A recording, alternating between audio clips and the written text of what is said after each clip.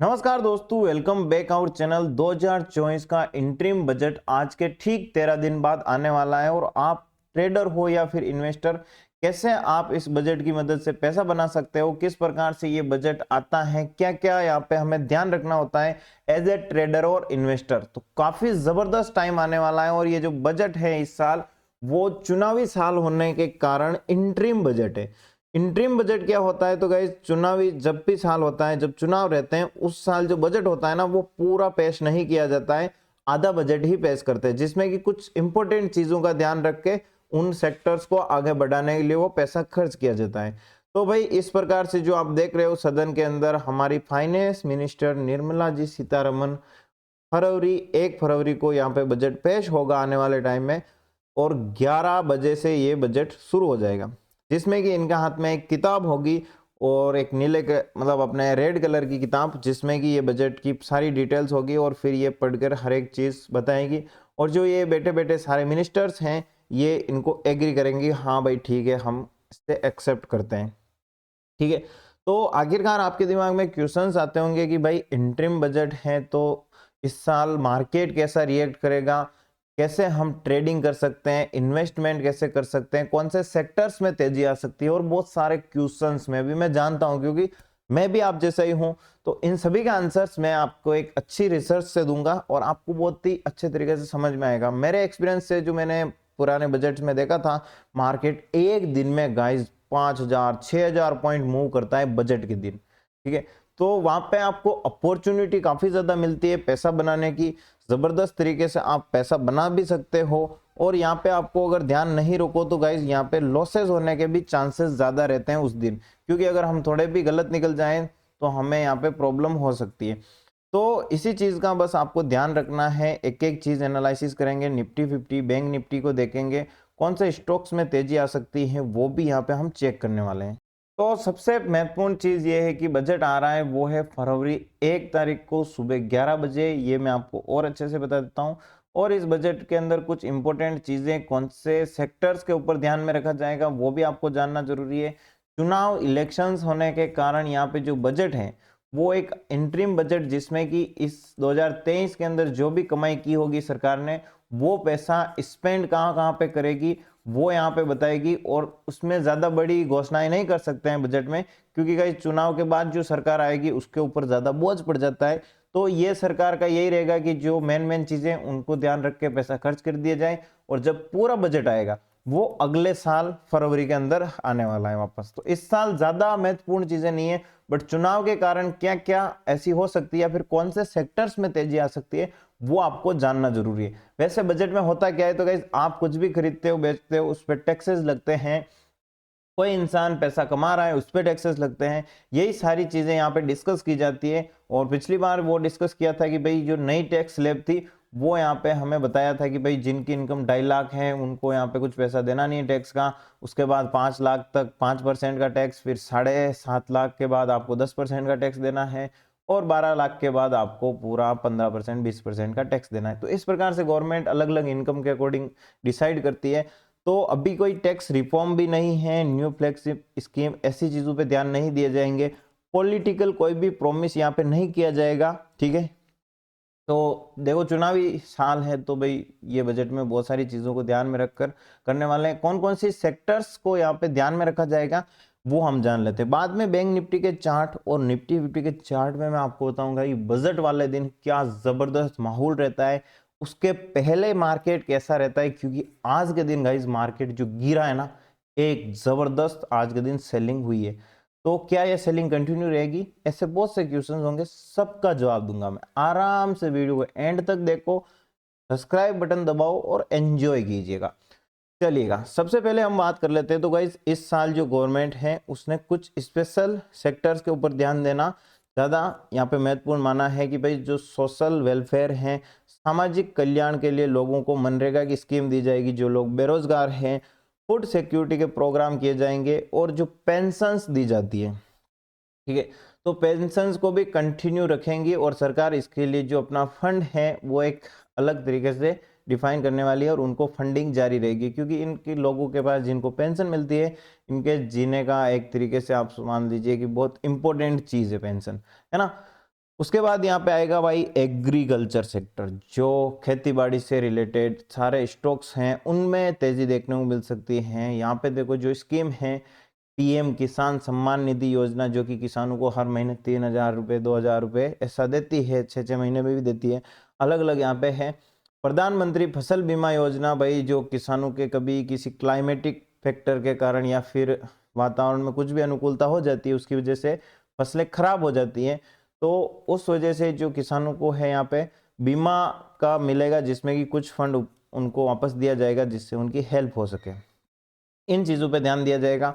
Infrastructure development में भी बहुत ज़्यादा सरकार यहाँ पे ध्यान देने वाली है, जिससे कि यहाँ पे हमारे भारत में आने जाने की सुख सुविधाओं की सारी चीज़ों में एक अच्छे तरीके से यहाँ पे बनाया जाए। ठीक है, तो आप मान सकते हो कि भाई जो रिन्यूएबल एनर्जी है, रेलवेज हैं, रोड्स हैं, जैसे आपने सुना होगा वंदे भारत ट्रेन, तो इन सभी पे थोड़ा ज़्यादा खर्चा किया जा रहा है, तो इन्हीं से वापस यहाँ पे किया जाएगा। और एजुकेशन और हेल्थ केयर सेक्टर को भी भारत की इकोनॉमी को आगे बढ़ाने के लिए बहुत ज़रूरी है कि ज़्यादा से ज़्यादा एजुकेशन लोगों तक पहुँचे, और उनको कुछ भी अगर मेडिकल इमरजेंसी हो तो उनकी हेल्थ को और भी ज़्यादा बेटर बनाने के लिए यहाँ पे भी फंड यूज़ किया जाएगा। और यहाँ पे देखो हेल्थ केयर के लिए कुछ प्रोग्राम चल रहे हैं, आयुष्मान भारत योजना, तो इस प्रकार से इन पे ध्यान दिया जाएगा। फिर है भाई डिफेंस सेक्टर। पिछले साल भी जबरदस्त तरीके से डिफेंस सेक्टर में सरकार ने पैसा लगाया, और इस बार भी डिफेंस हमारे देश की सिक्योरिटी बहुत ज़्यादा इम्पोर्टेंट है, तो भाई आर्मी वालों को बहुत सारी सुविधाएं देने के लिए और अपना जो और भी ज़्यादा अच्छे तरीके से डिफेंस है मजबूत बनाने के लिए, डिफेंस के अंदर भी इस साल सरकार अपना पैसा वापस और भी ज़्यादा लगाने वाली है। ठीक है, तो भाई अपने ट्रेडर और इन्वेस्टर्स के नज़रिए हमें कौन सी चीज़ों पे ध्यान देना है? जो एग्रीकल्चर के स्टॉक्स हैं, जो इंफ्रास्ट्रक्चर के स्टॉक्स हैं, डिफेंस और एजुकेशन के स्टॉक्स हैं, ऐसे स्टॉक्स में आने वाले टाइम में अच्छा मोमेंटम देखने को मिल सकता है, तेजी देखने को मिल सकती है। मैं आपको स्टॉक्स बता देता हूं कौन कौन से स्टॉक्स हैं। जैसे कि अपने डिफेंस स्टॉक्स हैं गाइस, हिंदुस्तान एरोनॉटिक्स, ये कंपनी बहुत ही ज्यादा भागी है, आप सोचोगे नहीं, कंपनी ने 5,000 से ज्यादा रिटर्न दिए हैं, 5,000%। ठीक है, और Bharat electricals, Bharat dynamics, Mazdock ship builders, जो कि यहाँ पे बड़े बड़े जहाज़ों की कंपनी है, कोचीन शिपयार्ड, तो ये भाई अपने देश के इम्पोर्टेंट हैं, वो डिफेंस के कंपनीज के हैं। ठीक है, डिफेंस सेक्टर की कंपनीज हैं, इन पे आप नज़र रख सकते हो। और ये कंपनियां यार, आप अगर इनको चेक करोगे ना तो बहुत ज़बरदस्त रिटर्न दिए हैं। तो जितने भी पीएसयूज हैं, पब्लिक के अंदर आती हैं जो सर्विसेज के लिए हैं, वो कंपनियां काफ़ी ज़बरदस्त मूव करेगी। ठीक है, चुनाव से भी वो बहुत ज़्यादा मूव करती हैं, और जब बजट आता है तब भी करती हैं, तो आप इन पे नज़र रख सकते हो। अगर आप चाहते हो तो मैं नेक्स्ट वीडियो और भी बनाऊंगा, जिसमें कि इन सिर्फ कंपनियों के बारे में हम डिस्कस करेंगे। अभी आपको सारी चीज़ें बतानी है। चलिए, इंफ्रास्ट्रक्चर के अंदर कौन सी कंपनियां हैं? तो भाई साहब देखो, अडानी पोर्ट है, एल&टी है, जीएमआर इंफ्रा है, पीएनसी इंफ्राटेक कंपनी है, जीआर इंफ्रा प्रोजेक्ट है, और भाई साहब केएनआर कंस्ट्रक्शन, ये बहुत सारी हैं जिनको आप देख सकते हो या स्क्रीनशॉट ले सकते हो। नेक्स्ट है गाइस हेल्थ केयर से रिलेटेड। हेल्थ केयर से रिलेटेड कौन कौन सी कंपनियां हैं? तो देखो अपोलो हॉस्पिटल हैं, डॉक्टर लाल पैथ लैब हैं, फोर्टिस हेल्थ केयर हैं। तो इन जितने भी फार्मा कंपनीज हैं या हॉस्पिटलिटीज कंपनी हैं, इनमें भी आपको मूवमेंट बजट के कारण होता हुआ देखने को मिलेगा, क्योंकि सरकार इन तीनों सेक्टर पे बहुत ज़्यादा अभी काम करने वाली है। ठीक है, अगर मैं बताऊं एग्रीकल्चर स्टॉक के अंदर कौन कौन से हैं, तो देखो आरसीएफ है, राष्ट्रीय फाइनेंस, रुको 2 मिनट, राष्ट्रीय केमिकल एंड फर्टिलाइजर कंपनी, और उसका हमने यहाँ पे कुछ दिनों पहले ट्रेड भी ली थी, जिसमें कि 21% का टारगेट था, और वो टारगेट हमारा हिट हो चुका था। ठीक है, तो यहाँ पे देख सकते हो कि भाई जो 149 रुपये पे थी जब हमने इस कंपनी के बारे में डिस्कस किया था, मैं भी आपको वीडियो भी मिल जाएगा कुछ दिनों, दिसंबर के अंदर ही था, और आप देखते हो तो 175 के आसपास ही कंपनी आ चुकी है, 170-80 का हमारा टारगेट था। ठीक है, तो ये हमारे ट्रेलिंग के अंदर है। और भाई साहब इस कंपनी ने जो रिटर्न दिया है ना, आप सोच भी नहीं सकते हो, क्योंकि ये सारे एग्रीकल्चर से रिलेटेड हैं, तो ऐसे स्टॉक्स बहुत ज़बरदस्त मूवमेंट आपको दे सकते हैं। अभी मैं ये नहीं कह सकता हूँ कि ये आप खरीदो, क्योंकि आपको एनालिसिस करनी है अपनी, उसके बाद आपको अपना पैसा लगाना है। ठीक है, अब बात आ जाती है गाइस कि मार्केट में निफ्टी 50 और बैंक निफ्टी में क्या मोमेंटम हो सकते हैं और किन चीज़ों का आपको ध्यान में रखना है। अगर हम बात करें सबसे पहले निफ्टी 50 की, तो हमें जो एनालिसिस करनी होगी वो ये करनी है कि भाई हर साल बजट आते हैं, तो बजट पे आखिरकार मार्केट कैसे मोमेंटम करता है, किस प्रकार से रिएक्ट करता है। ठीक है, आज के दिन हम बात करें तो मार्केट में जबरदस्त गिरावट थी, 2 से 2.5% के आसपास निफ्टी 50 के अंदर गिरावट, बैंक निफ्टी के अंदर और ज्यादा गिरावट, लगभग 2000 पॉइंट के आसपास गिरावट थी। तो बहुत दिनों बाद गिरावट हुई नहीं है, मार्केट में जबरदस्त तेजी में था, और आज ये जो गिरावट की शुरुआत हुई है, आने वाले टाइम में आपको कंटिन्यूएशन देखने को मिल सकता है। ऐसा क्यों है? तो गाइस, जब भी बजट आता है, तो मैंने यहाँ पे पिछले कुछ बजट्स का रिजल्ट देखा है और उनकी रिसर्च की है, तो एक चीज पता चली है कि जब भी बजट आता है उससे पहले मार्केट में देखो गिरावट होना स्टार्ट हो जाती है, क्योंकि बहुत सारे लोगों को ये पता नहीं रहता है कि मार्केट बढ़ेगा या गिरेगा। तो बहुत सारे सेफ होते हैं कि भाई अपने को जो भी प्रॉफिट है बुक कर लिया जाए। पैनिक रहते हैं लोग, पैनिक में बहुत सारे लोग फोमो में रहते हैं, ठीक है, फियर में कि भाई बजट में क्या होगा, कैसे मूव करेगा मार्केट।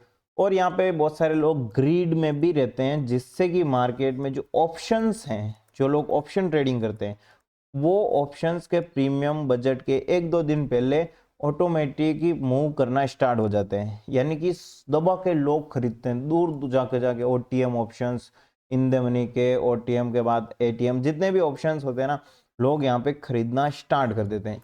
उनके खरीदने की वजह से ऑप्शंस के भाव बढ़ते रहते हैं, और भाई साहब जो विक्स है अपने वॉलेटिलिटी और भी ज़्यादा बढ़ जाती है। तो एक चीज़ आपको ध्यान में रखनी है कि जब भी बजट आएगा उसके पहले मार्केट यहाँ पे अगर हम बात करें तो गिरा था, उसके पिछले बार भी हमने देखा था गिरा था, ठीक है। तो बजट से पहले मार्केट में वीकनेस रहती है, बजट के बाद मार्केट में कुछ टाइम वीकनेस रहने के बाद तेजी में वापस जा सकता है। इस साल चुनाव है, तो देखो भाई चुनावी साल में मार्केट ने क्या बमबारी की है, जबरदस्त तरीके से तेजी दिखाई है। तो हम इतना एक्सेप्ट नहीं कर सकते कि मार्केट बहुत ज्यादा गिर सकता है, लेकिन यहाँ पे जो हमें लेवल्स देखने को मिल रहे हैं वो आ सकते हैं बजट से पहले, जो कि हैं 2268 तक, क्योंकि मार्केट का यहाँ पे रिट्रेसमेंट है वो इस जगह पे हो सकता है, और ये मार्केट का एक स्ट्रॉन्ग सपोर्ट जोन है, ठीक है। दूसरी चीज क्या है? दूसरी चीज ये है कि भाई बजट से पहले गिरावट होती है, हमें पता है। तो ये आज पहला साइन हमें मिल चुका है कि हाँ भाई अब बजट का क्रेज शुरू होने वाला है मार्केट में, ठीक है। अब एक चीज और ध्यान रखनी है आपको कि जिस दिन बजट होता है मार्केट में, उस दिन जो कैंडल्स बनती है, एक एक कैंडल 100 पॉइंट, 50 पॉइंट, या बैंक निफ्टी में बात करें तो 500 पॉइंट की, ठीक है, 500 पॉइंट की जो कैंडल्स बनती है, और पूरे दिन का मूवमेंट 5 से 6 हजार पॉइंट का होता है। तो इसमें आप देख सकते हो कि मार्केट ऊपर जाता है, नीचे आता है, वापस ऊपर जाता है, नीचे आता है। तो इस प्रकार से मार्केट में जो होती है वो वॉलेटिलिटी होती है। क्या होती है? वॉलेटिलिटी, ठीक है। तो आपको किन किन चीजों का ध्यान रखना है, सबसे पहले हम बात कर लेते हैं कि भाई जो भी ऑप्शंस ट्रेडिंग करते हैं, ठीक है, यहाँ पे जो ओटीएम के ऑप्शंस होंगे वो क्या होंगे, मार्केट में ऑटोमेटिक उनमें प्रीमियम्स बढ़ना शुरू हो जाएंगे, ठीक है। अब क्या हम बाय कर लें? तो आपको बहुत कम लॉट बाय करने हैं, मे बी आप जो हीरो जीरो की तरह मानते हैं ना ट्रेड को, वो लोग दोनों साइड के कुछ बाय करके रख सकते हैं। जो आप लिमिटेड अमाउंट लगाना, जो कि आपको रिस्की रहे तो भी कोई दिक्कत नहीं है, पैसा आपको बस ये चीज ध्यान में रखनी है, सारा पैसा नहीं झोंक देना है कि आज के दिन अंबानी बनना है, ठीक है। दूसरी चीज आपको यह देखना है कि जब भी बजट खत्म होगा उस टाइम मार्केट में जो मोमेंटम होगा बहुत जबरदस्त होगा, और एंड में मार्केट उसी जगह बंद हो जाएगा, मतलब एक डोजी कैंडल बनने वाली है। लेकिन यहाँ पे जो मोमेंटम होगा ना, वो दोनों साइड जबरदस्त होगा, और मार्केट एक वोलेटाइल रहेगा, उसके बाद साइडवेज हो जाएगा। जब मार्केट में बजट खत्म हो जाएगा, तब मार्केट में जो प्रीमियम्स हैं, वो जो ऑप्शन सेलर्स हैं उनके काम आने वाला है, क्योंकि ये जितने भी प्रीमियम्स या भाव बढ़े हुए होंगे वो यहाँ पे डीके होना जबरदस्त तरीके से शुरू हो जाते हैं। जो चीज 10 रुपए की मान लो 50 रुपए हो चुकी है, वो बहुत जल्दी यहाँ पे 50 रुपए से 0 या 10 रुपए पे आ जाएगी, ठीक है। क्योंकि जब भी ये इवेंट खत्म होगा लोगों को पता चल जाएगा, अरे यार अच्छा ये हुआ है, तो फिर वो जो एक्सपेक्टेशंस होगी लोगों की वो खत्म होना स्टार्ट होगी, और लोग अपनी पोजीशन से बाहर निकलना शुरू कर देते हैं, ठीक है। तो इस वजह से जो प्रीमियम्स हैं वो वापस सेटल डाउन हो जाते हैं। अब ऑप्शन सेलर को तो बहुत ज़्यादा ध्यान रखना होगा, क्योंकि इस दिन अगर आप कोई ऑप्शन सेलिंग करते हो तो एक एक कैंडल आपका स्टॉप लॉस नहीं पूरी कैपिटल उड़ा देगी। ठीक है, ऑप्शन सेलर तो भाई इस दिन दूर रहें तो बहुत बढ़िया रहेगा, इससे उनको बहुत ज़्यादा फायदा होगा। मैं भी उस दिन यहाँ पे जो डीके का बेनिफिट है मिलता है, बाद में मिलता है, बट अगर वो कैंडल्स हमारी साइड में आ गई ना तो वही नंगे करके निकाल देगी। ये चीज़ आपको ध्यान में रखनी है। हम बात कर लेते हैं भाई बैंक निफ्टी में क्या हो सकता है। तो भाई साहब बैंक निफ्टी में तो गाइस यहाँ पे देखो कि वीकली कैंडल्स लगा रखी हैं और मार्केट है कुछ टाइम से एक रेंज में था और आज उस रेंज से बाहर निकला है। तो पहली चीज़ हमें जो लेवल्स देखने को मिल सकते हैं अभी जहाँ पे हैं वो एक सपोर्ट जोन है, और मैं भी अगर ये 46,000 का लेवल ब्रेक कर देता है तो जो अगला लेवल होगा वो 44,500 के आसपास मार्केट हमें देखने को मिल सकता है। ठीक है, तो अभी के टाइम पे तो हम ये मान सकते हैं कि यहाँ तक गिर सकता है, और बजट के टाइम पे क्या होगा, देखो बजट आ रहा है तो उससे पहले मार्केट में वीकनेस जारी रह सकती है, गिरावट होगी, साइडवेज रहेगा, ऐसी कंडीशंस होगी, मतलब मार्केट उथल पुथल करेगा, वॉलेटिलिटी क्रिएट करेगा। ठीक है, लेकिन अगर हम बात करें तो भाई पिछले जो बजट थे उनके बाद क्या हुआ, उसके बाद जितने भी महीने थे उसमें क्या मोमेंटम हुआ, तो ये है 2023 का। ठीक है, जिसमें कि आप देख सकते हो कि मार्केट में जैसे ही ये बजट आया उसके बाद कुछ टाइम तक ये गिरने लगा और उसी तरह ये रहा। ठीक है, तो एक तरीके से डाउन ट्रेंड में रहा था जब भी ये बजट आया था। और अगला है ये गाइज जिसमें कि मार्केट 2022 के अंदर भी गिरा था। ठीक है, तो बजट से पहले भी ये चीज़ होती है, उसके बाद भी वीकनेस रहती है, तो इस चीज़ का हमें ध्यान में रखना होगा। बट जो चुनाव है ना उसकी वजह से इस साल थोड़ी सिचुएशंस हमें अलग देखने को मिलेगी। तो दोस्तों अब मैं आपको बताता हूँ पिछले साल बजट वाले दिन क्या हुआ था। ठीक है, सुबह मार्केट ओपन होता है, कुछ टाइम तक मार्केट है वो बिल्कुल एक साइडवेज हो जाता है। ठीक है, मतलब एक पूरी रेंज क्रिएट कर दी, क्योंकि जो बजट थे उसमें यहाँ पे बजट 11 बजे शुरू हुआ था, उसके बाद जो घोषणाएं होना शुरू हुई और फिर लोगों को पता चला अच्छा इस सेक्टर में ये होगा इसमें, तो उसके बाद जबरदस्त तरीके से यहाँ पे तेजी देखने को मिली और मार्केट ने 42,000 के लेवल को टच किया था। अगर हम देखें तो मार्केट 41,000 के लेवल से कहाँ पे गया, 42,000 के यहाँ पे, जो कि कुछ ही मिनटों का टाइम था। जैसे हम बात करते हैं नॉर्मल दिनों में हमें इतनी जबरदस्त तेजी या गिरावट नहीं देखने को मिलती है, लेकिन इस दिन बजट ने जबरदस्त मूव दिया। उसके बाद वापस मार्केट 42,000 के लेवल पे गिरना स्टार्ट हुआ है, जो 39,400 के लेवल पे आया। ठीक है, फिर जाके वापस 40,600 पे ये बंद हो चुका था। तो अगर आप देखो तो मार्केट पहले साइडवेज रहा जब तक बजट नहीं आता है, यानी कि जब 11 बजे बजट की सारी चीजें शुरू होगी उससे पहले आपको मार्केट कुछ ऐसा दिखने को मिलेगा। उसके बाद अगर बजट आया, जो भी चीजें होगी, मार्केट तेजी में दिखा के फिर गिरावट कर सकता है, या पहले गिरेगा फिर जबरदस्त तेजी दिखा सकता है। तो आपको यहाँ पे बचना है, एक राइट ट्रेड होनी चाहिए, और टाइम से अगर आप कोई ट्रेड लिए हो तो उसमें निकलना जरूरी है। ठीक है, तो टाइम से प्रॉफिट बुक करना ये आप लोगों की जिम्मेदारी है। आप यहाँ पे दोनों साइड में भी अगर मार्केट मूवमेंट करता है तो आपको अपॉर्चुनिटी जबरदस्त मिल सकती है। ठीक है, तो ये चीज आपके समझ में आ गई होगी कि भाई सुबह मार्केट रहेगा 1-2 घंटे वो साइडवेज रहेगा, उसके बाद मार्केट मूवमेंट करना शुरू करेगा। लेकिन पहले ये जो मूवमेंट करेगा वो एक तरीके से फेक होगी। अगर मार्केट को गिरना है तो वो पहले तेजी में जाएगा, अगर मार्केट को बढ़ना है तो वो पहले गिरेगा फिर बढ़ेगा। ऐसा चीजें होती है साइकोलॉजिकल तरीके से लोगों के साथ। फोमो में, फियर में आप कोई भी ट्रेड ना लीजिए। ठीक है, लिमिटेड क्वांटिटी होनी चाहिए आपकी, जिससे कि ज़्यादा कुछ फर्क नहीं पड़े। पैसा बनेगा तो बढ़िया है, नहीं बनेगा तो और भी मौके मिलते हैं। लेकिन ऐसे टाइम पे लॉटरी वाला सिस्टम ही रहता है जनरली, कि भाई एक अच्छी ट्रेड मिल गई है तो आपके पैसे ज़बरदस्त बन सकते हैं, लेकिन आप उस ट्रेड में गलत लेके बैठ गए हो ना तो उस दिन भाई साहब सब कुछ खत्म भी हो सकता है। तो इन बातों का जरूर ध्यान रखिएगा। वीडियो को लाइक शेयर सब्सक्राइब नहीं किया है ना अभी तक तो कर दीजिएगा। नेक्स्ट वीडियो में हम बात करेंगे उन स्टॉक्स के बारे में। ठीक है, मिलते हैं हम नेक्स्ट वीडियो में।